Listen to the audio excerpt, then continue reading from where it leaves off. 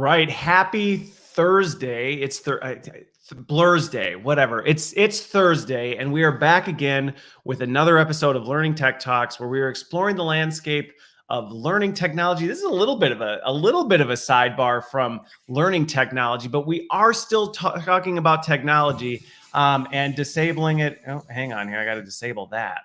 There we go. All right. So we're exploring learning technology. Well, whatever. We'll get into it. The intro is shot, but I'm talking with Elisabeth Cooke, and she is from Dignii.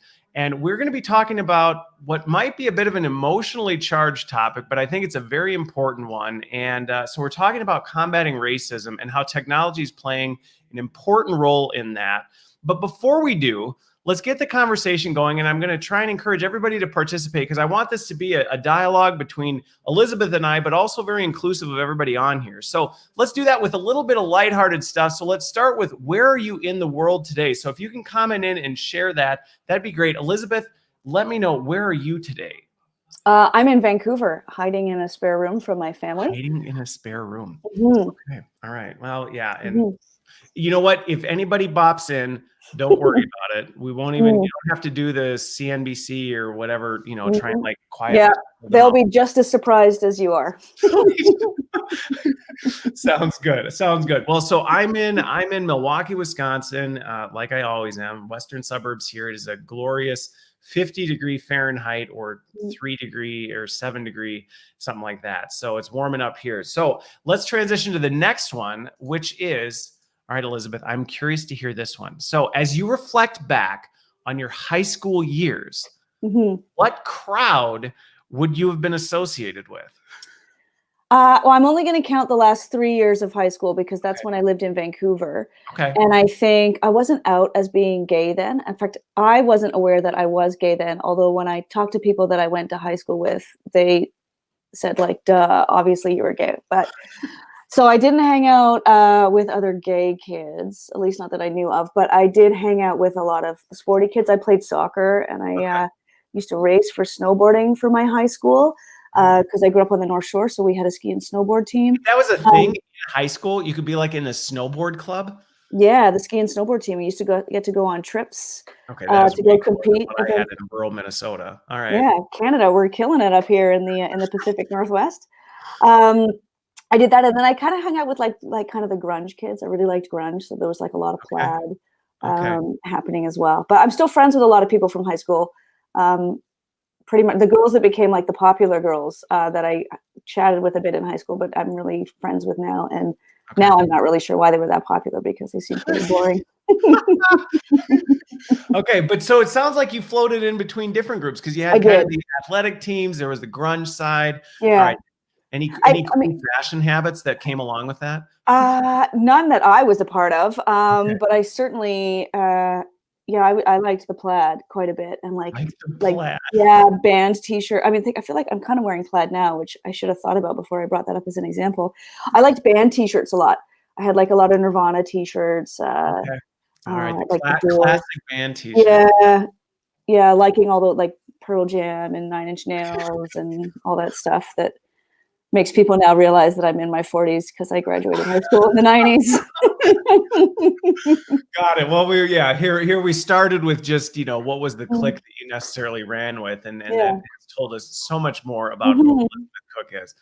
So, all right. So for mine, I actually, similar to you, I kind of floated. I didn't really fit in. I didn't really fit in with any specific group. And I always found myself just kind of gravitating towards who are people that I think are fun and interesting to hang out with. And I didn't really ever, I played some sports, but I wasn't really in the jock crowd. I had friends who were like the farmers and things like that, but I didn't live on a farm. So I just kind of like ended up floating into the different groups. I didn't really hang with any specific group. I guess my whole life I've kind of just done what made sense. Yeah. Did you grow up in Wisconsin? I didn't. I grew up in the sticks of Minnesota in a tiny little town out in southwestern Minnesota. So not too far from here. Yeah, okay. I only know how to do that accent because of Fargo.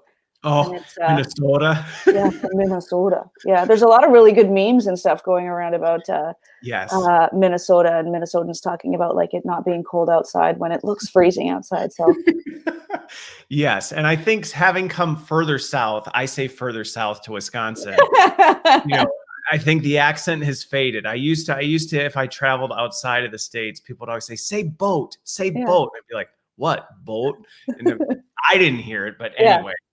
What All are right. you gonna do? So let's transition over to the topic at hand, Mhm. to learn a little bit more about what you're doing with Dignii and how this works. But before we get into it, a little bit of backstory into who Elisabeth is and Mhm. how you ended up here. In your high school days, in your Nirvana t-shirts as you're hanging out on the slopes, did you think to yourself, you know what I'm going to be? I'm going to be a tech CEO of a company focused on combating racism. Was that a dream as a child? No, I mean, I think and my parents would certainly attest to the fact that I definitely wanted to be in charge. But this isn't really what I saw myself doing. I started out working with children and teenagers. I have a undergraduate degree in human and social development, and worked as a counselor for a long time. Worked with all sorts of different kids, particularly kids with mental health issues. And kids that were, and the different programs for kids that identified as as transgender. And I did that for a long time. And then I needed to change. It was, I didn't want to hear stories about people hurting children anymore, and sort of the negative things that had happened to kids. I was too familiar with that, and that bothered me. Okay. And I wanted to sort of challenge myself a little bit more. So I went and got a Juris Doctor of Law, and I thought I would practice law. And then I realized that practicing law full-time in a firm would have been really hard on my wife. It would have been a little bit of a, well, I'm going to go to work and I'll see you, after I've done my 80 hours a week work. So that wasn't super appealing for our family. So I looked for some other things to do. And this was sort of about like maybe 12 years ago. I wanted to kind of combine both passions. I was really passionate about working with communities and, finding ways to create some sustainable change and helping the lives of all sorts of different people, but particularly people that were marginalized. And I wanted to use all of the skills that I developed in law school around, thinking critically, around looking at creating systemic change and good governance and being really research-based in everything that I was doing. So I started consulting I started my own consulting company in doing diversity and inclusion and really helping people, doing a lot of education and training, all the unconscious bias stuff, women in the workplace, all those kind of things. And then doing a lot of policy analysis and advice and working on, some strategic plans. And the more I did that, the more I realized that there was another piece missing. And it was that people didn't have the data. People would come to me and say, well, we just had this person come out at work and it's, caused a bit of a problem. So I think we need to do some training because nobody understands what it means to be trans, or we're having a really hard time hiring Indigenous people. We want to increase our, the representation that we have of Black people in our workforce, but we're struggling with how to do that. And it was all anecdotal. It was all, one thing would happen and people would have a reaction and try to find it. Yeah, and that wasn't. I mean, that was great that those issues were being brought to the forefront, that people had a voice to be able to complain and then try to find a solution. But from a strategic standpoint, and actually being able to create some meaningful change, and what we're really talking about is improving the culture in a particular workplace. That wasn't happening, and it wasn't happening in a way that was scalable for those organizations and that made sense for me. I didn't have enough hours in the day to do that kind of work with every kind of company. It wasn't something that was actually going to get fixed. And I met a serial entrepreneur, Adrian Joncliffe, who he's actually one of the most beautiful people, and we work incredibly well together, which is surprising because we have completely different backgrounds. Like he has an MBA, full science degree. Like he understands blockchain in a way that I don't understand blockchain. Like he knows all of we need to code this or do this. Like he probably looks at me and wonders why I'm allowed to even have a tablet or like a phone. Just think I don't know. She obviously doesn't know how to use this. I don't know why we even let her have it. But he had thought about a similar kind of thing. He was he's just become a Canadian citizen last year, and he really wanted to put some time and work into helping to create a more diverse and really inclusive world. And had some ideas about how to do that. So we met a few years ago and formed Dignii. So what we did was we created the software. So he had sort of the technical side, and I had what the product needs to do. And we created our software that helps us to measure diversity in different organizations. So we follow all metrics of diversity, and we look at, because we like to benchmark our data. We use, like what's captured in the Canadian census data, and then the same kind of stuff in the States around data that's reported out, and measure all metrics of diversity. So gender identity, sexual orientation, religion, race. We do a lot around accessibility issues, so around physical accessibility issues, and then mental health as well, because sometimes those are the invisible ones that we don't pay enough attention to. Yeah. So we capture all of those, and then we measure for employee engagement, because it's kind of one thing to know who works there, but you want to know what their experience is, and taking the pulse of an organization and just measuring everybody doesn't let you know how all of those different groups of people in your organization feel. So we created the software to be able to do that. That has a really interactive dashboard, so that you can actually kind of play with those numbers and pull up intersectionality. So you can see, do you have young gay Asian men there, and what's their experience like at work? Okay, got it. Well, and we're going to dig into this, because I think this is the part. One of the things you hit on that I think is such an exciting and important part about what you're talking about is that data, the data side of this. Because to your point, it's an emotionally charged thing. I think there's a lot of people out there trying to do something about it. But like you said, it's often a very reactionary, short-term Band-Aid type fix of, okay, something happened. We need to do something. So let's do something. And then whether it worked, whether it continues on, whether we actually address the core issue of it, we don't really know. We don't really know what that is. And I think the other thing you brought up that I think is really important is how you're capturing all facets of diversity versus just kind of looking at one. And I think sometimes that's where I've seen things start to go, is we start looking at it in silos versus, hey, we need to look holistically across the spectrum of what that actually means. Yeah.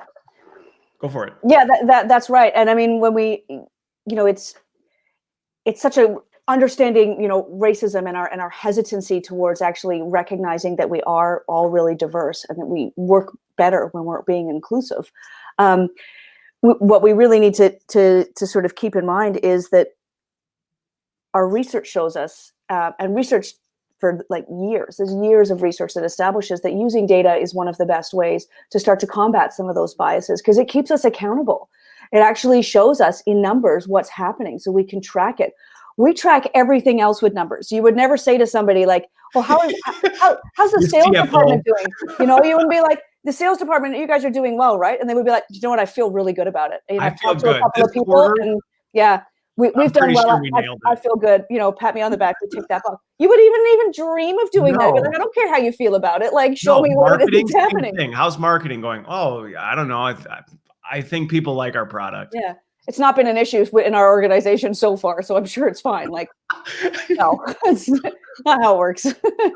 Okay. Well, so I'm curious, because as we look at, and I think, and I said this a little bit before we went live, that 2020 was probably one of a big year for greater awareness of what's going on and kind of the greater needs. I think there's been a lot to humanize the workforce, which has been a positive trend in really looking at people holistically. I think some good things have come out of it, but I think the risk is now we move into 2021 and beyond, and many organizations are faced with this dilemma that I would say isn't unique to this, where it's like, now now this is a thing. So not doing something at this point there is no, plausible deniability of, well, I just had no idea type of thing. It's like, well, now. So what are you going to do with that? So I'm curious how you've seen this evolve and advance over the last 18 months. Yeah. With the events of last year and then moving forward. Yeah. I mean, what I observed was, we moved from looking at of having progressive messaging be enough for companies. It was enough to sponsor the Pride Parade. It was enough to tweet about Black History Month, and doing those kinds of things, where now there's a real demand for progressive action, where it's not just enough to do, from the term it's used as, virtue signaling. It's not just enough to do that. We need to take some action to move forward, because there's a lot of different things that are going on. Like sometimes there's individual instances, of racism, But then there's also systemic issues that we need to be able to address as well, right? And that requires a little bit more attention. And I think, what ended up happening, which really started a year ago, almost to the day, in the murder of George Floyd, is that we have smartphones that make it so that everybody can see racism and horrible things and traumatic things happening to particular members of our community, and that's really hard to watch. And everyone, I think, it dominated the headlines for quite a while, and it was really hard for a lot of people to watch. And then for some people, it remained a daily issue for them, and for others, the momentum has kind of slid a little bit. And what we need to do in those moments is to figure out, much like you said, is what can we actually do to fix that. And I think there's a couple of different things that we can do, but one of them is looking at addressing racism and issues of anti-diverse and really anti-inclusive attitudes in a really holistic way that gives us a big strategy that not only creates some change but creates some accountability, because that's the piece that's missing. Yeah. Well, and your point about the smartphones is one of those, I think, it's opened up dialogue in some ways, in a good way. At the same time, it's given us tremendous visibility into, like you said, things that maybe we just didn't want to look at, or, just wanted to pretend didn't happen.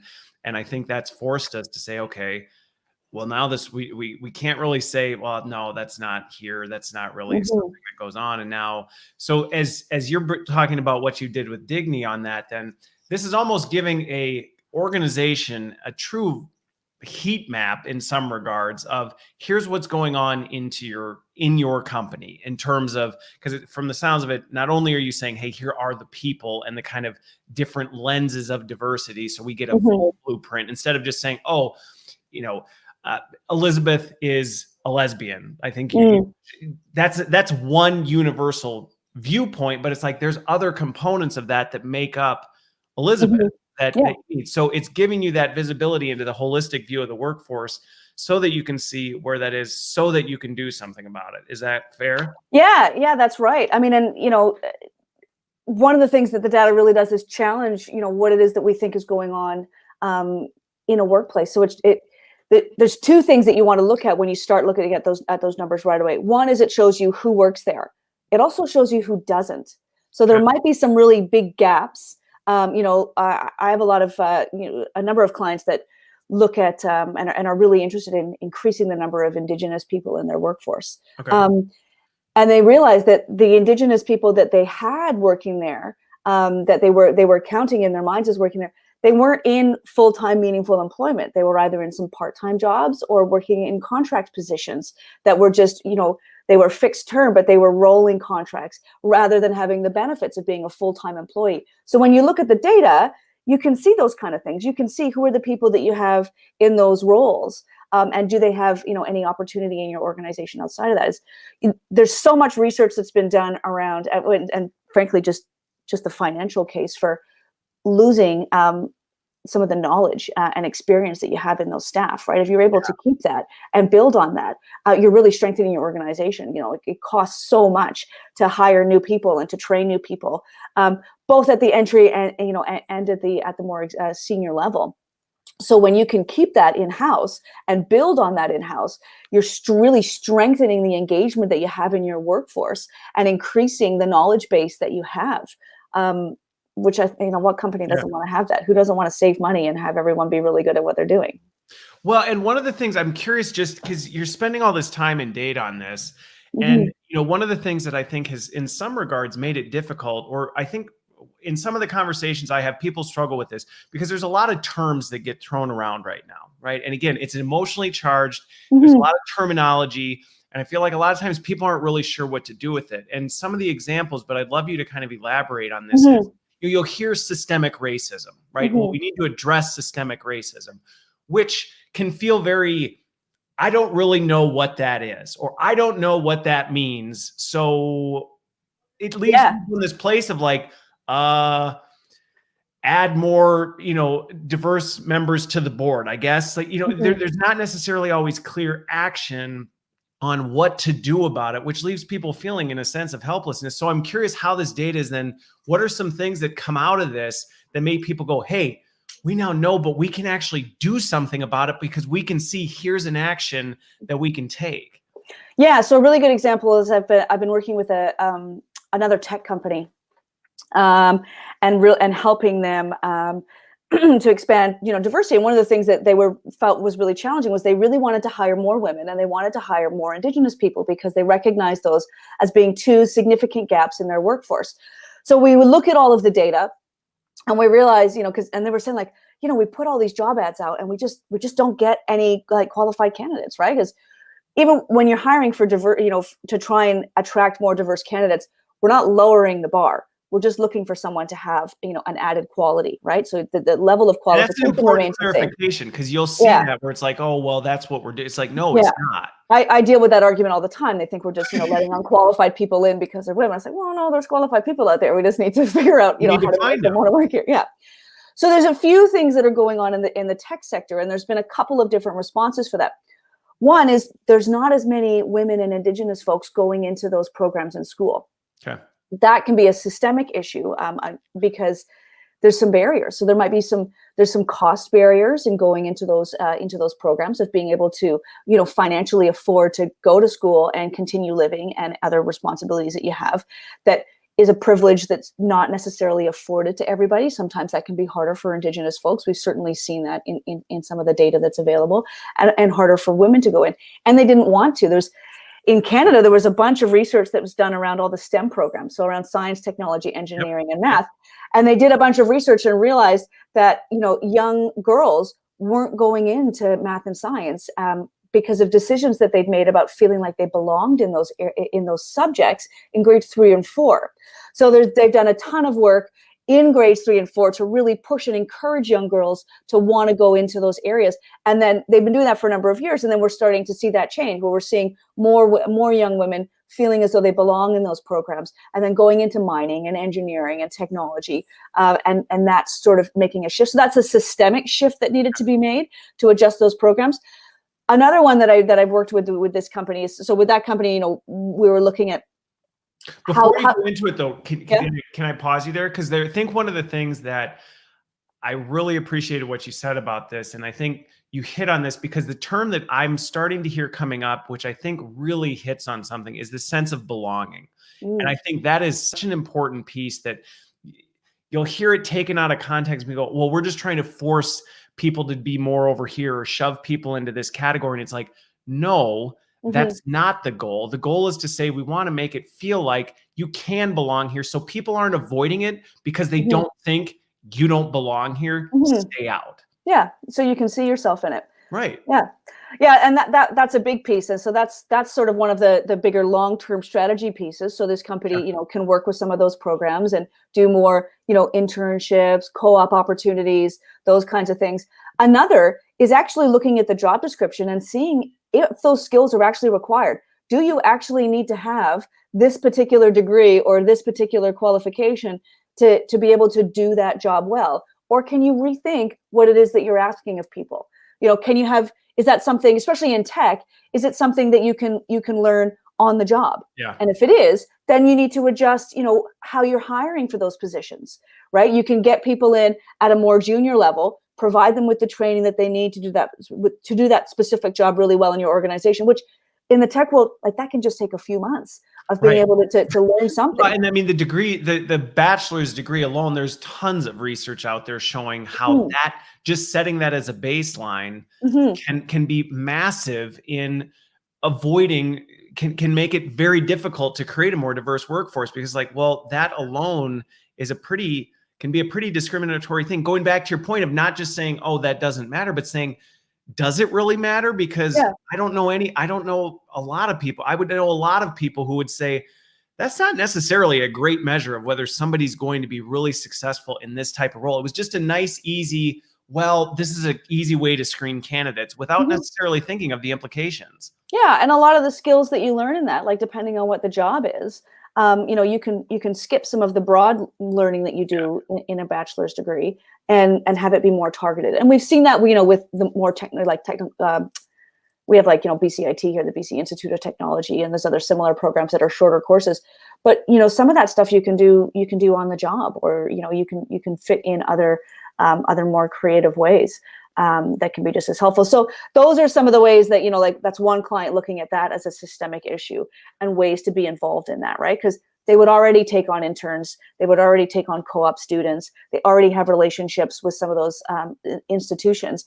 And now they just need to look at some different ways to alter that, right? Because universities are interested in having candidates get jobs, or like having their students go and be able to get jobs, because that makes you want to go to that school. Because if you go to that school, you get a job. So we need there's some adjusting that can be done there. Can be done there as well. So that's sort of a bigger picture. On that one, a question that came up, and Boss asked this question. So I'm curious, as you've been working with organizations on this one, as they're looking at, I think the job descriptions, I think, is a really important one that a lot of times doesn't get the attention it does. I think in general, people know like, job descriptions aren't great. They don't always accurately, but I don't think people always realize when you scratch under the surface, even I've done some research on even the way you word job descriptions matters. Like the words you choose and how you describe jobs can make a big difference to, again, creating that sense of belonging of, well, I read this, that is not me. Like I don't fit that mold type of thing. So I'm curious, as you work with organizations on, let's say, the job pieces, are they using this data to help them better target audiences or make it more open to people who they're looking to hire? So again, you don't run into that issue of, well, we have jobs, but nobody applies for them, so we just keep hiring the same category of people. Yeah, well, I mean, that's something that we do is when we when we look at these numbers, we help them to figure out, what are some of the areas that you need to address, and if that is around job descriptions, then you're looking at inclusive hiring practices and how you go about doing that. And that's a whole body of work. That would be a whole project that we would engage in, or we would refer to someone else. And there's technology out there that helps you already to screen your job description, and it will show you the gendered language that's used. As a company out of Seattle, their name escapes me. They were going to get a gratuitous plug, but I can't remember what they're called. I don't even know them, but I kind of feel bad about it anyway. But it's a really great software tool, to be able to look at the gendered language, because that happens with a lot of people as well. And bringing it back to Dignii, as we should, is one of the things that we often do is work to survey candidates. So of all the people that have applied for a job before they even get a job, or if they're unsuccessful, you can survey them about what their process was like in getting a job. Where did they hear about the job? What was their experience like in the hiring process, to get a sense of what's going on there. And for really large employers that that are hiring at really significant rates, that can be really valuable data, because people tend not to want to give certainly the company that they're working for, or the company that they're trying to get a job with, necessarily an accurate picture of what their experience was like, but they do tend to do that with a third party, and we really pride ourselves on establishing that trust. So that you can hear from candidates along the way, whether they were successful or not, of like, what was your experience? But I think the thing you hit on that I think is also interesting from a data point is, where did you hear about this? Because that can give you better sources into where are those communities, where are these individuals, so that we can reach them, versus the traditional chant, well, we always go to like, this is our process for people into the organization. Well, that process may be exclusive in and of itself. Yeah. Well, I see this a lot with clients that are using LinkedIn to advertise for jobs. Like, well, I put it on LinkedIn, so I'm just going to, we're going to share it with all of our networks, and we're going to hope diverse groups come up. And it's like, how many different, do you think that you're meeting, really, is that getting to diverse people by just going through your personal network? Do you think maybe there's some broader ways to go out and, and do this? All the people who are connected to you, and have worked with over the past however many years. Yeah, you need to be a little bit more broad. But there's a number of different companies that specifically do try to hire diverse and inclusive candidates. So I mean, you need to find the one that fits you. I'm really not a fan of the cookie cutter solution. You need to find something that works for you and your organization that's really efficient as well. Because if you're hiring, particularly for large volumes of people, you need to be able to do that relatively quickly and do that really well, especially in the States, of meeting all of your obligations under the EEO requirements there as well. So you have to find the way that is right for you, but it does help to have another lens. Yeah, and I think your point, to kind of go back and reframe the flow of this, so I'm understanding, for an organization that's looking at tackling this and saying, what, we want to move from hashtags and banners to action. Mm-hmm. What you're doing with this is out of the gate, you're creating this basically data blueprint, which it follows a similar model to some of the tech I see that are doing this with skills, right? Where let's actually get a blueprint of the skills of your workforce. You're doing a similar type heat map, but on the diversity spectrum, and saying, let's get a diversity heat map of what we have. And then from there, let's look at that and prioritize where the areas of focus. So if that's a workflow process, if I'm nailing that right, because again, as you've described it, what I'm hearing the example of like the job descriptions, you may look at this map and go, okay, here's an area of opportunity for us. We think one area of opportunity to address this opportunity is in our hiring practices. So let's make that a priority and things like that. Is that a fair assessment of kind of the workflow organizations are going through? Yeah, I think that's one of them, especially when you're looking at dramatically altering the diversity in your workforce in terms of representation. Then you want to look at hiring. There's also looking at the culture in your workforce and the engagement that people have. A lot of the research and frankly, what's the business case for diversity and inclusion that we've had for about 15 years now is identifying that when you have diverse groups of people that work well together, you get better results. Yes. You're more likely, to have better financial results. But the biggest one that stood out, for my clients over the past years, when you have diverse people working really well together, they're more likely to be innovative and agile. You're getting different viewpoints. You're getting different ideas coming to the table to be able to problem solve in a more interesting way that's getting you better results. Okay. Who doesn't want to have a group of people that are more agile and innovative right now, right? That's essential. So figuring out how to get that, maybe there's a piece that's missing. Maybe you have everybody that's, working into one culture, right? They're all working well, yeah, I'm gay, or yeah, I'm Black, or yeah, I have this point of difference from, what is otherwise the majority in a workforce. But I don't talk about, my ideas necessarily because I don't feel safe or, to be able to do so. How do we create that? So how do you get an environment where the diverse people that you have there are really meaningfully engaged and are heard in a really safe way at work to be able to benefit from that? Okay. So how have you, well, there's one area I want to go first, and then let's shift gears into this one. But I'm curious, what types of things do you see organizations struggle with as they jump into this, as they start treading into this, and maybe now this is a boardroom conversation, or it's made its way up to some decision makers to say, hey, we actually need to do something about it. What types of resistances do you see, or challenges do you see organizations face as they say, all right, well, it's rubber meets the road, let's do it. What are some of those hurdles that they run into? Yeah, I mean, people are afraid of getting in trouble. They don't want to be the ones that are told that I've done something wrong, and people are reluctant to change. I mean, generally, people are reluctant to change, right? Like, I've been with my wife for like 15 years, and I would prefer not to be told that I have to change the way I pack a dishwasher. Do you know what I mean? And that's like so basic; it shouldn't be a problem. Yeah. But it is like we're reluctant to change, and we don't like to be criticized. So I think there's three reasons why people really come to the conversation about diversity and inclusion. Sometimes it's a legal requirement or obligation. Okay. Sometimes it's to take advantage of the business case for diversity and inclusion. And sometimes it's the moral sense of doing good, and wanting to be a more positive change. So what I try really hard to do is, when I see that reluctance and when I see that fear of being in trouble, I work with a lot of boards that are all white men that don't want to be told they shouldn't be all white men. And so I was saying, we're not here to take jobs. We're here to create new jobs and to make the workplace a more meaningful place, right? Nobody's getting fired because you're not being diverse, right? We're looking at new ways to do things, and that would fall under succession planning or restructuring in a more meaningful way.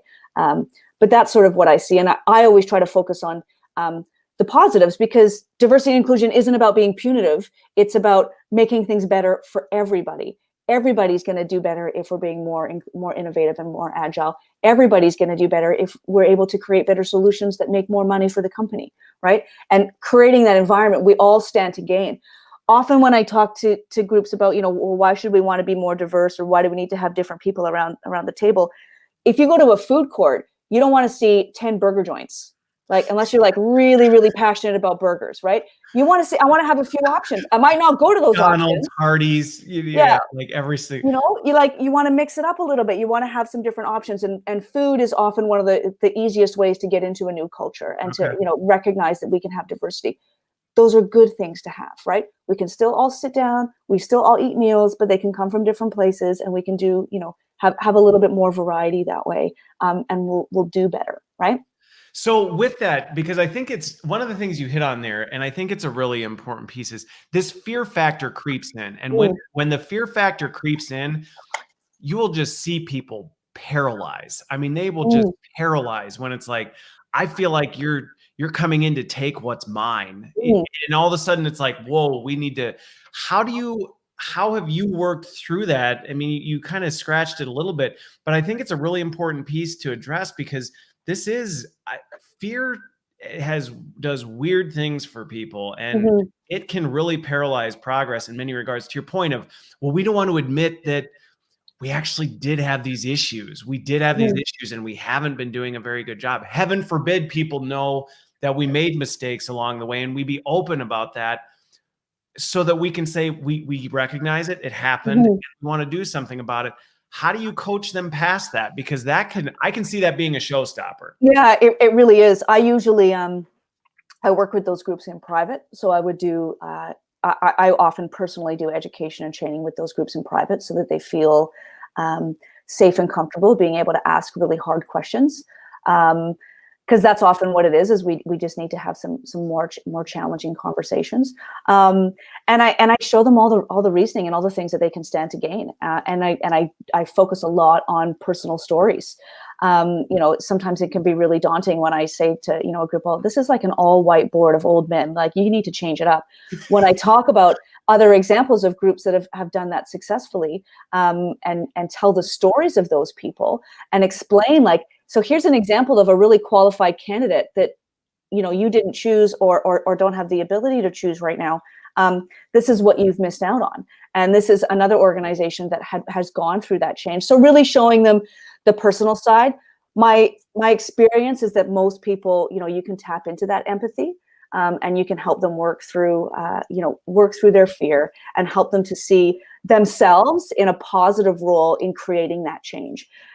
Because that's what we need, right? Like, it's, you know, and then we do this, you know, and I've always, we just do it, you know, with lesbians a bit, like, oh, well, you know, you really need to get yourselves out there to be a role model, you know, to change. And, you know, we'll have women's networks that are going to work to get, you know, women into positions of power. So it's like, well, actually, that's not really my job, my work to do. Like, that's everybody else's job. Like, that's the ally. That's what, you know, allyship is. And, you know, stopping racism and stopping homophobia and transphobia isn't the responsibility of Black people, gay people, and trans people. It's the people that are experiencing those things that need to have that change, and then helping them to do that. And not, I work really hard at not trying to shame people, because I don't think we change our behaviors very well with shame. I think we do it, you know, with knowledge and with experience, and with the opportunity to safely ask questions.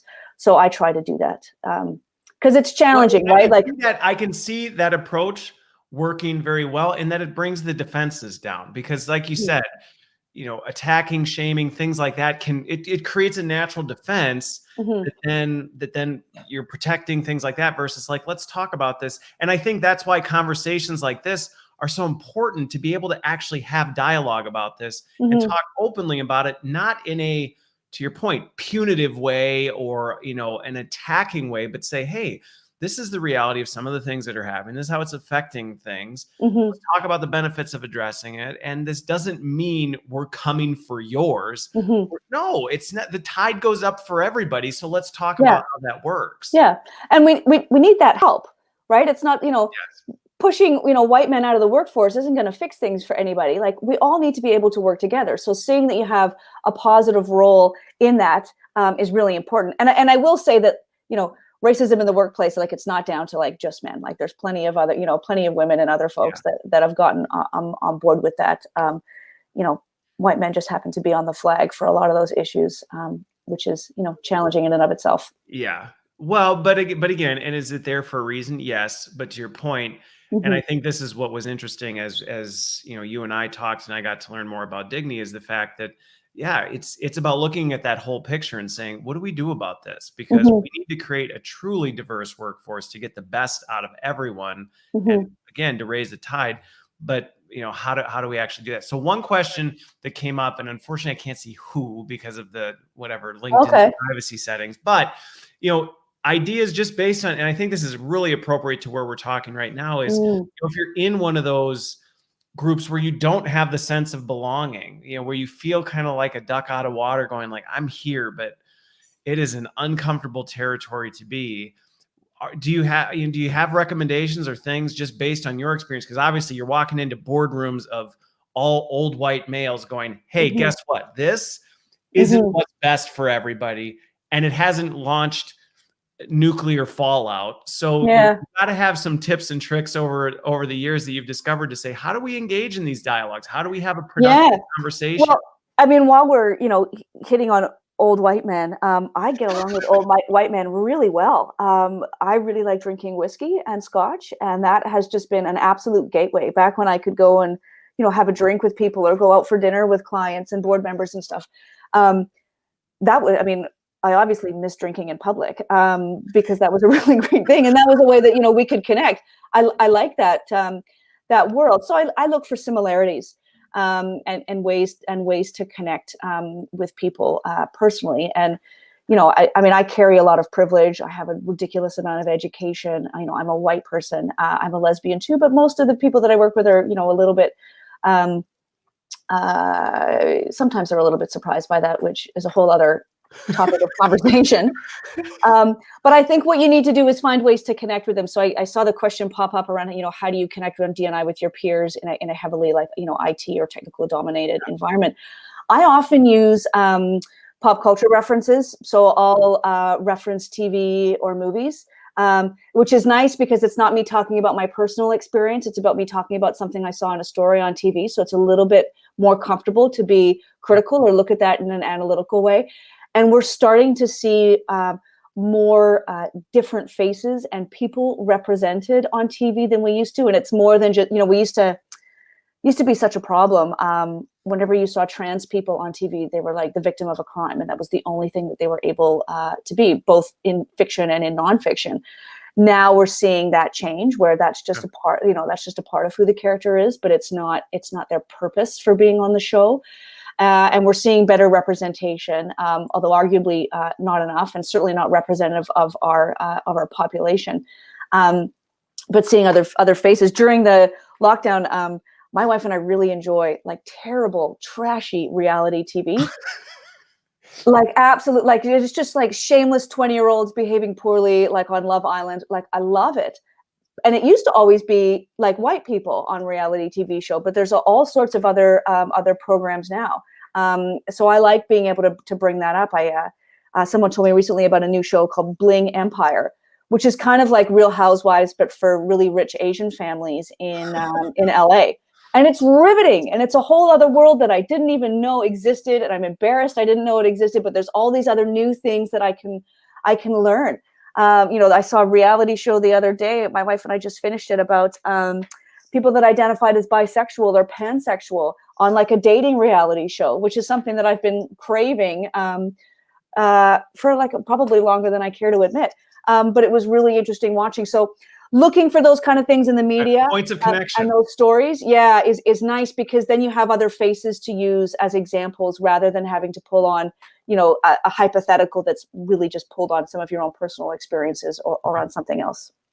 One of the things that you talked about there, and I think, like you said, it's finding that point of connection. And I think sometimes we lose sight of that even people who are wildly different than yourself, if you really have a genuine curiosity of them and figure out like what makes you tick, like what you can find a point of connection, no matter, you can find a point of connection and leaning into that and saying, let's build on that. And I think to your point of, you brought this in, this has kind of been the theme throughout, is focusing on those points of connections and the positive sides of things builds the relationship to start stepping into the tougher, more difficult conversations where you're not just coming in hot right out of the gate going, whoa, like I don't even know who you are, and you're on edge with me versus, hey, like, let's see what we have. Let's build on that. Let's get to know each other. Let's find where those mutual points of connection are that we can expand on it.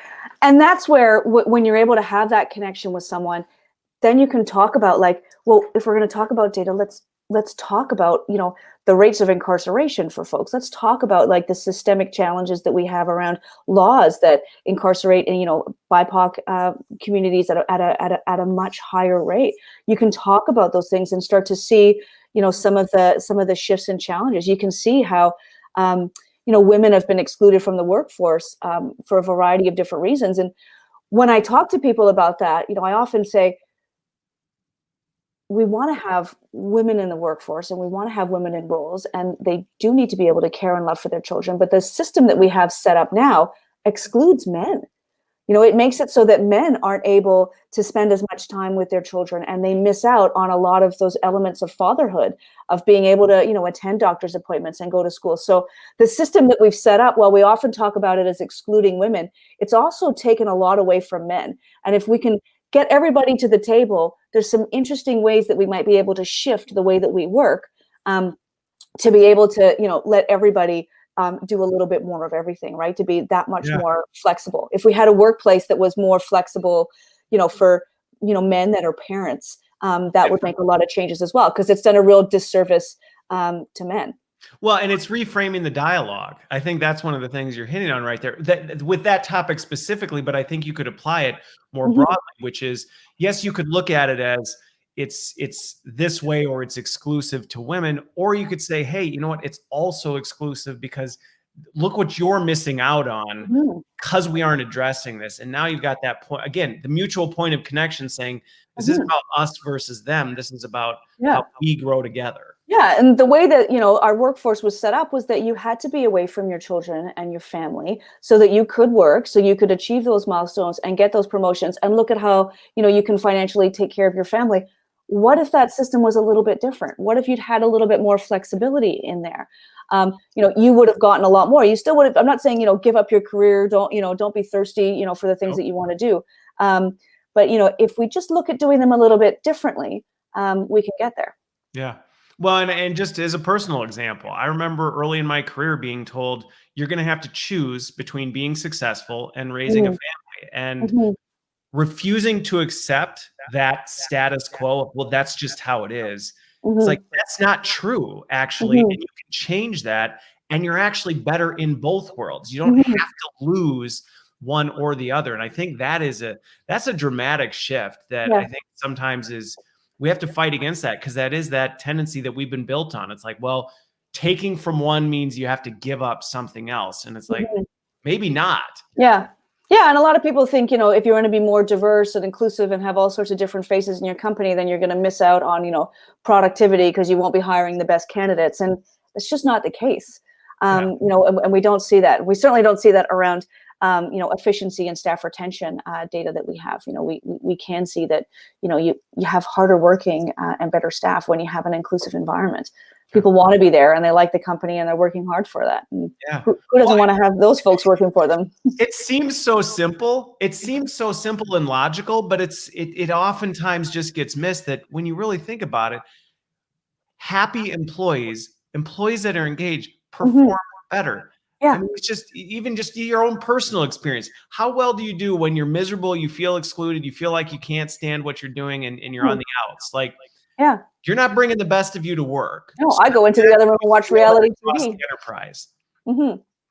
So on that one, Howard has a question that I think is a good one. Just in some of the things that you've worked on with this is, you know, so it's one thing to talk about this from an agility innovation from, you know, you kind of gave the three framing of where sometimes these things come from. It's reactionary or legal. It's required. We have to do something. It's a, hey, we are seeing, you know, the possibility of the positive outcomes, or the other side, just morally and ethically, we need to do this. But then, you know, come down to brass tacks and organizations, you hit rubber meets the road and you go, hey, we're going to need to do something here.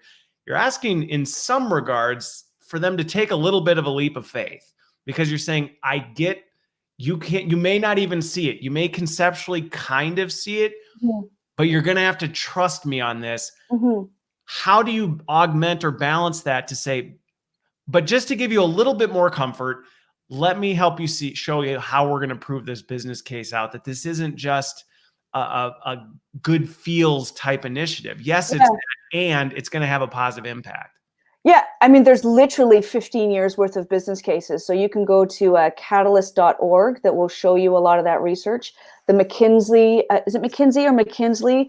McKinsey Company has done a lot of work with the Lean In organization at leanin.org, where they have done significant research around the positive impacts on business overall around diversity and inclusion. So it really, and often when I do this training and presentations, like I flash up those logos of all of the companies that do this. And when you start to look at Fortune 500 companies, like they're all trying to do, some stuff in a certain way. So it's, it's, as much as I would like it to just be me and my great ideas, a lot of people have come before me to explain that. And then, I also give the examples of you try different things all the time. You're trying different things in marketing. You're trying different things in sales. You're trying different things across business development more broadly. It really isn't a huge cost for you to try this. And when you engage with your workforce, it's usually what they want. It's usually what people want to have. And that's a really important piece that we haven't really talked about yet. But the relationship between employers and their employees, that can often be a really strained one. And when employees can see that, you might not be getting it right, but you're trying, and it's a value that the company has around trying to be more diverse, and they're going to try some different initiatives to get you there.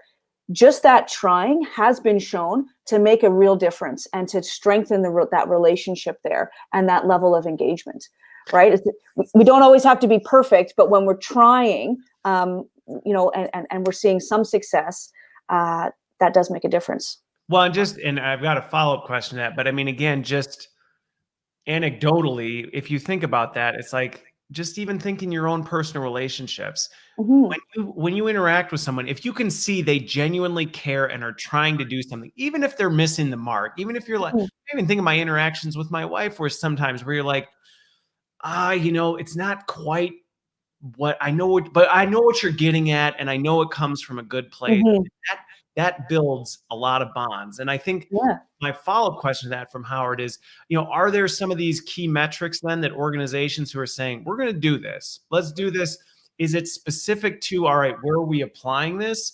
Or are there some bigger, broader kind of business things that organizations look at to say, hey, wow, we're seeing, engagement go up. We're seeing some of these other things. Are there big levers? Yeah.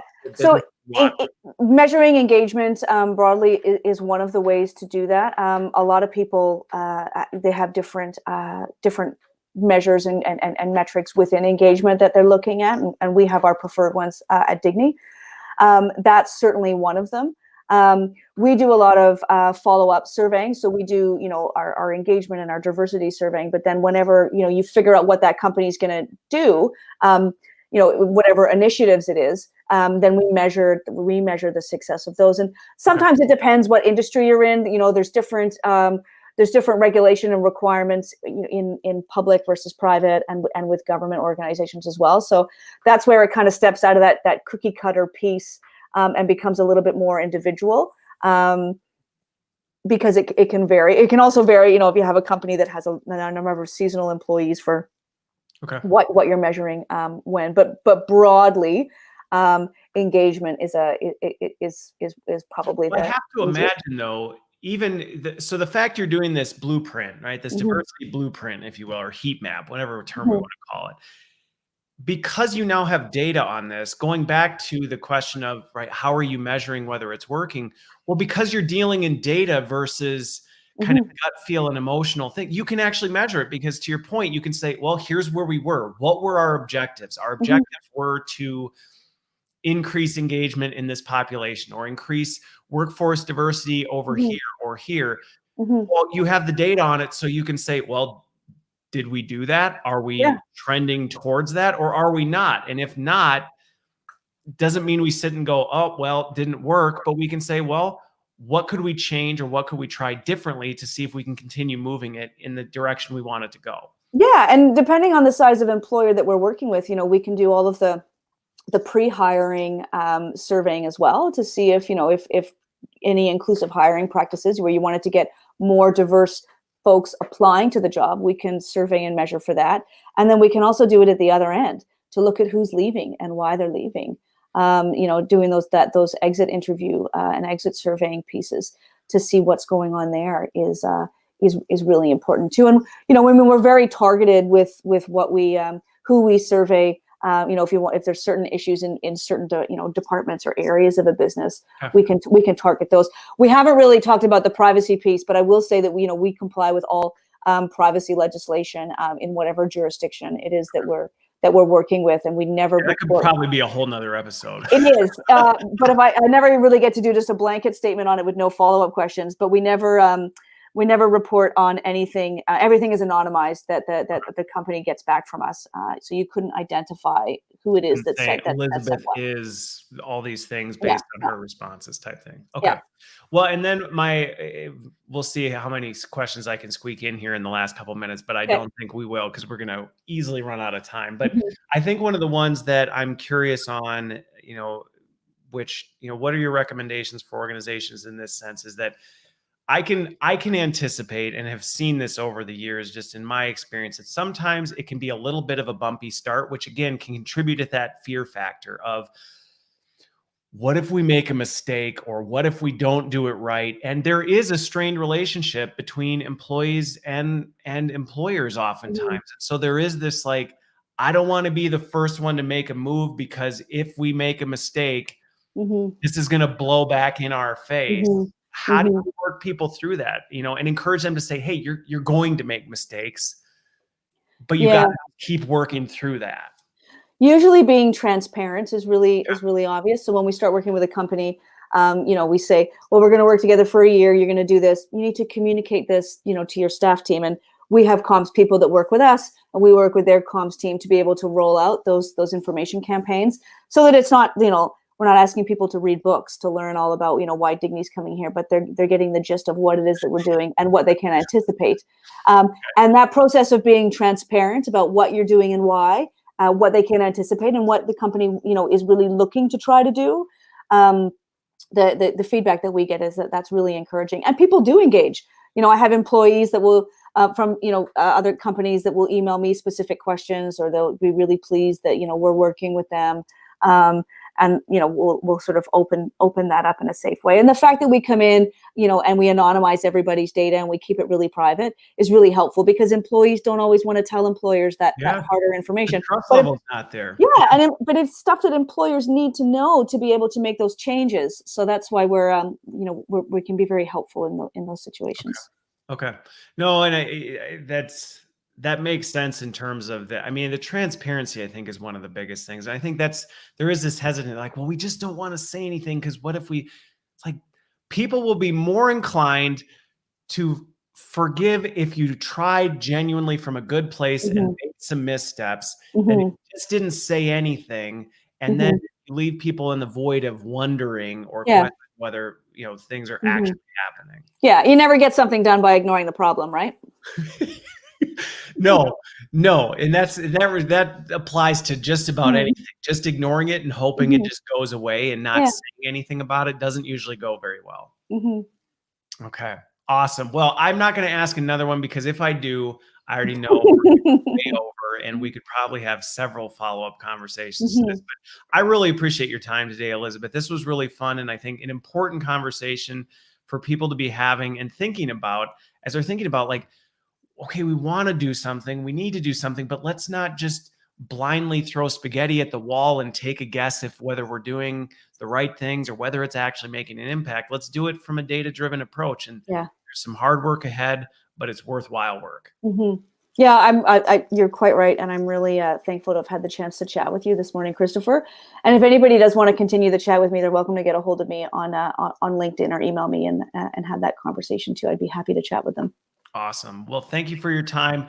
Thanks everybody for tuning in, and hope you got something out of it. Have a great rest of your week.